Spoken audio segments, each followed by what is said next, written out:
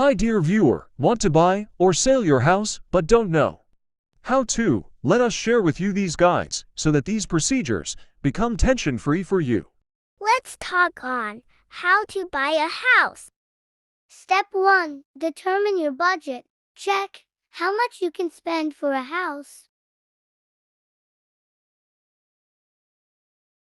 Step 2. Visit real estate agent.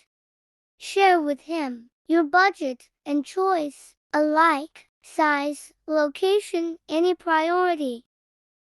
Step 3. Search for house. Search for houses for sale, check online, or visit property dealer. Don't hesitate for sharing your budget and choice. Step 4. Inspection of house.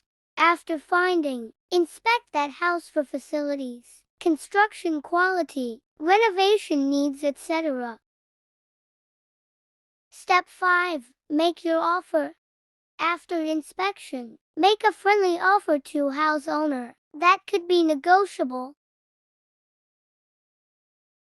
Final step, finalize. Make payment through trusted channel and do legal formalities. Best wishes for you in future. Thanks for watching this video. Please like and share it.